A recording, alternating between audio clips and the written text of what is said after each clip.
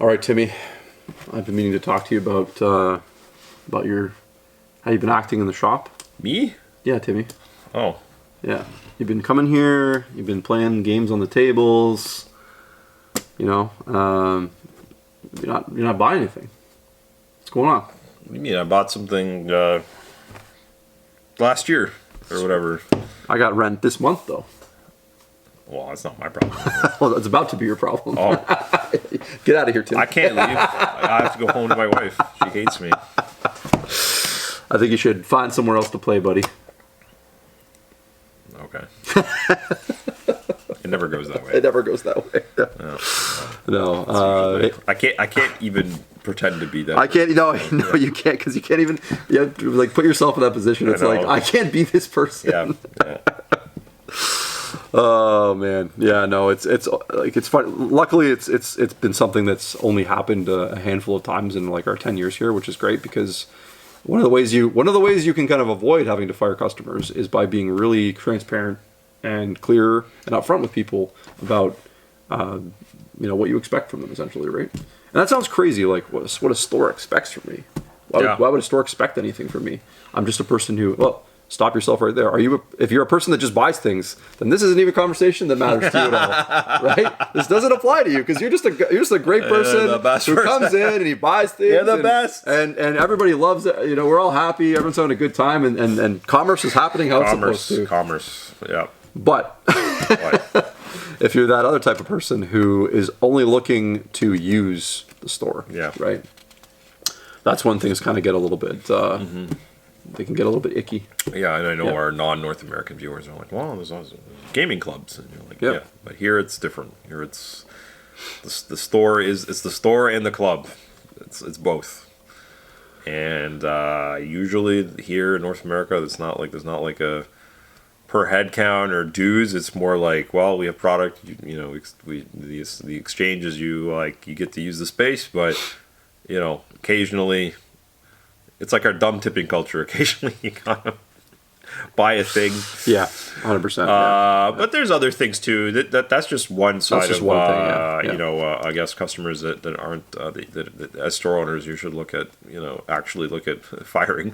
There's obviously the other ones, the ones that are just like immature. Are more trouble than they're worth because they make the experience unfun or. Yeah, this is kind of like a types of customers video, but like we're really just going to talk about like the worst types of customers. And so that one of them is like the person who literally just wants to use your space, come in for maybe they come in for advice and then go buy it somewhere else. They're just kind of trying to like take advantage of you essentially. Yeah. And they often don't even like really even get it until you bring it up, and then you're like. And we have tactics and ways. Often it's just a very civil, normal. Like, hey, I just noticed, you come here a lot. You don't really, buy any of the stuff here or whatever. And and they'll sometimes we've had cases where the person's like, oh yeah, actually you're right or whatever, and they like literally turn around and like turn into just regular people. And then you have people that actually fight us on it. Yeah. And then we're like, well, maybe you should think about playing somewhere else. And then it's and my mind goes immediately like how could you imagine doing that in any other type of store? Or like, well, Chris has. You got to tell them. Like, you got to tell them the story about the guy with these like I don't have the budget. Oh my god, this is the best. This is one of the greatest. Oh my god, super cringe. Okay, yeah. So, back in the GW days, long time ago, there was a gentleman, and this is the thing is like oftentimes. It's not just this person's not really buying anything. It's usually a combination of they're also a negative person. Yeah. They don't add anything to my business. Like they're just, toxic, and I just need this person can't, be part of this anymore. And so I confronted this one gentleman about his behavior. And part of the behavior was, number one is like, you're unpleasant, you're being negative, you're a bad sport, people don't like playing with you, and also you don't really support my business. And I put the monkey on their back, and I was like, what's up with that, essentially. And this is the typical case of got really defensive and went to like, well, I only have a tiny budget or whatever, and and you know, of like $15 a month or something. He went really granular and crazy, and he's like, and, I spend some money on Netflix, and I was just like, where is this going?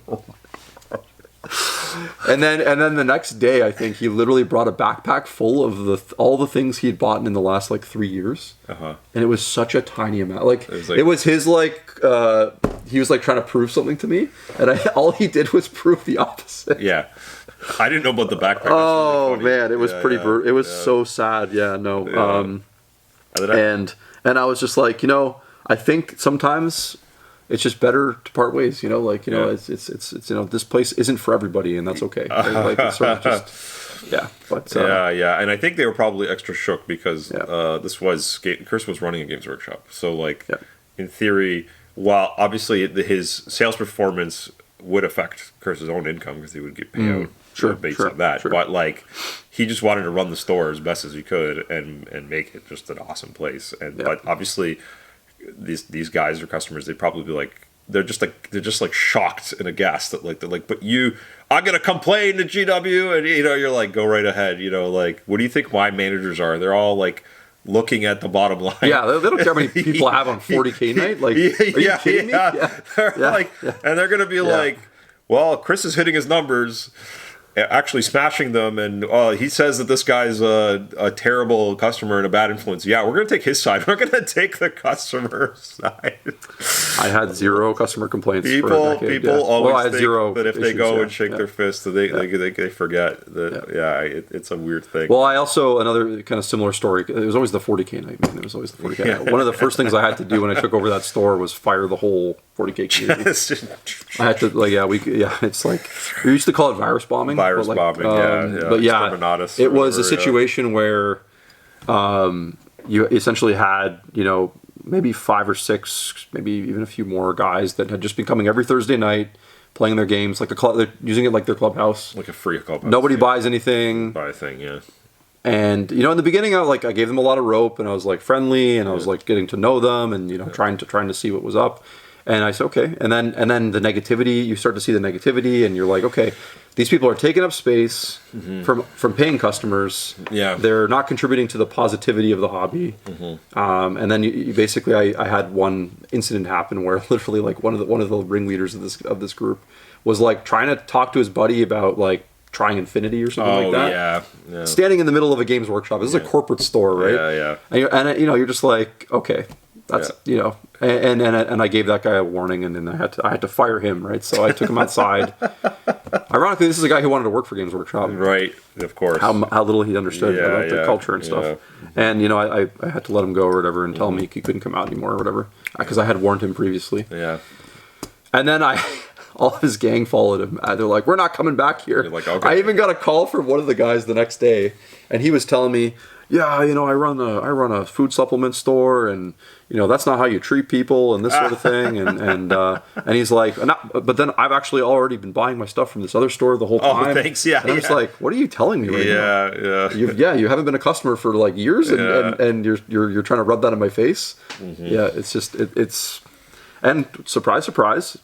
It was hard to do, but immediately people started coming back to the night. People were happy again. There was positivity. Made more money. I also didn't hate going to work. Yeah, which is a big thing too. Right? People forget about. Big thing. Yeah, I don't have to put up with you. You're a pariah. Yeah.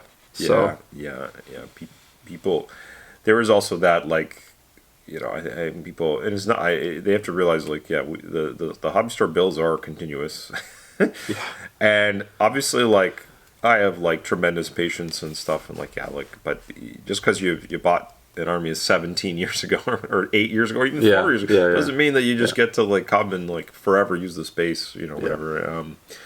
Even here, like you said, we've been pretty fortunate. We haven't had too many. We had the one guy trying to use cardboard cutouts of.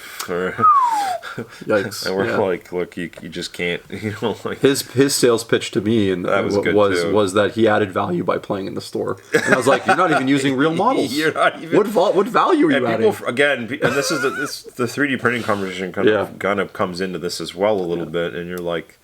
Yeah, all you're showing off is you're basically showing off. Because forget when people are playing on your tables.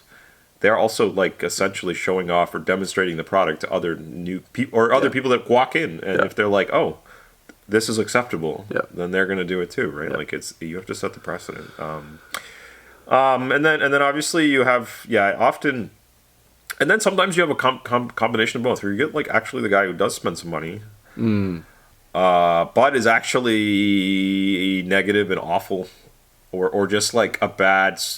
The way they play the game can be abusive.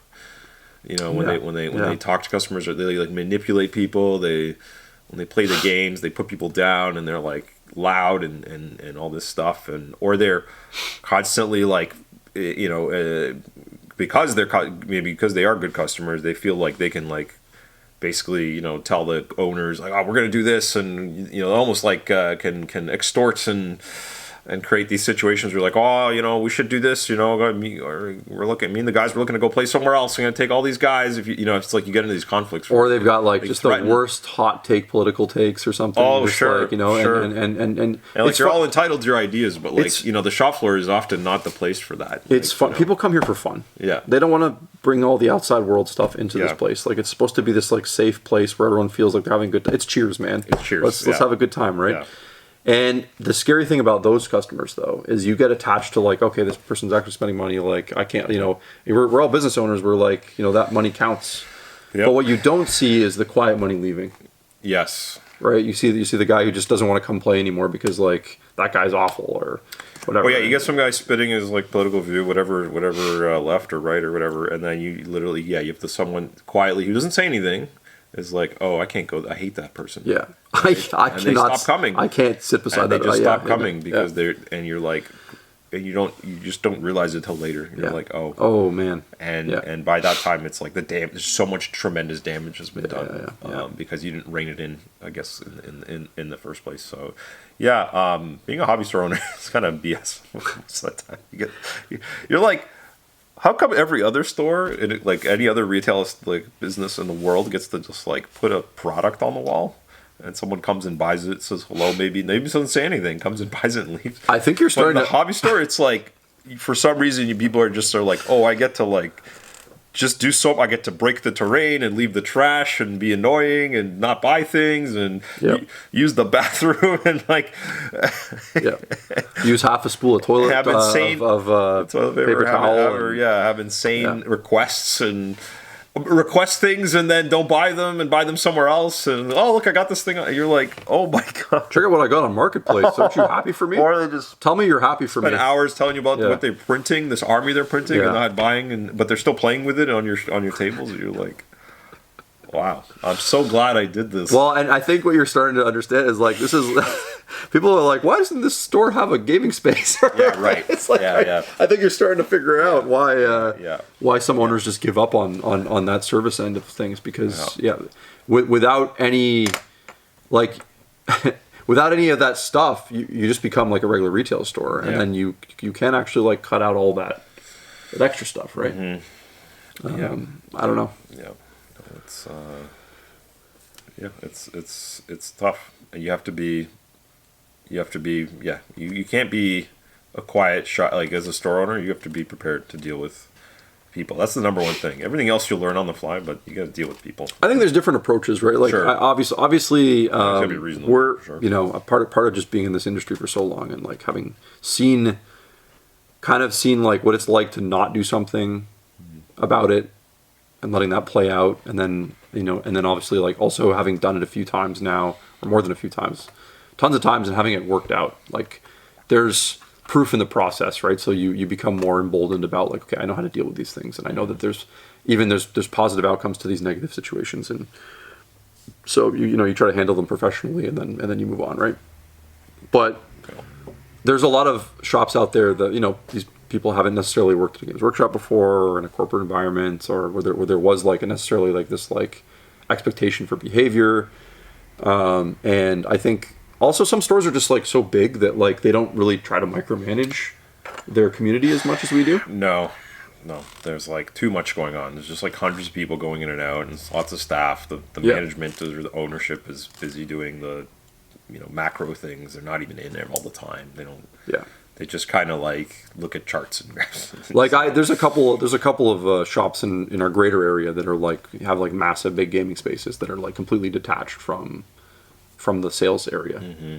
It's almost like we don't even go in, like we go in there to like maybe post a thing for an event but we're not hanging out and listening to conversations and that sort of thing. So there are like some people will be like, what the hell? There's like this is going on. It's like when you have a smaller shop and like, you know, the people coming in to buy something can literally hear you at the painting table or hear you in the basement or whatever. There's more of an onus to kind of like control things a little bit more because your business relies on it, right? Like you can't just let things go as easily. Yeah. It's anyway. The moral is, you be vigilant and don't be afraid to make changes or to talk to and or fire customers if necessary. It's like Chris said, it will almost always pay off. It can be pain at first, and the negative publicity can be there. Some of these people are you might get one star and grudges, and they tell people, but you'll overcome it, because what happens often with those people, as we've seen this, is they're like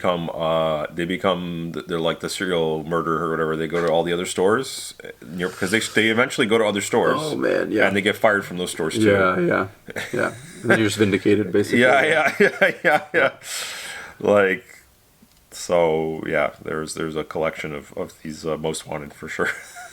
Yeah, and I don't want to give people the idea that we're making these quick decisions. Like, there's people that we've fired as customers that we put years into. Yeah. Trying to make it work. And giving them so much rope and grace. Yeah. But you're humans, right? There's stuff going on. Yeah, exactly. We completely understand. Reasons. Sometimes there's like something they can't control, or maybe their life kind of sucks a little bit, or they're just whatever. But and I don't want to give you the idea. Like, sometimes we've had conversations with some people that were like very upfront. And honest and hard to have, and those customers have completely 360s and become some of our best customers. Yeah. Like, and it was just a matter of education. It's like, oh, I didn't realize that I was doing that, and it was affecting you in that way. Yeah. So I think it's always important to kind of give people a chance if you can before you fire them. Yeah. Oh, yeah, that was a good vent session, actually. It turned into a little bit of... There you go. That was for free, guys. You got that for free. That was 20 years of venting in 20 minutes. We can call the video or whatever. Yeah. Well, hope you enjoyed that one. If you like these kind of videos where we talk about industry insider kind of stuff, we do a couple of these a week. And you can also check out our Patreon, where we are going to have some exclusivity type stuff that we're working on starting in May.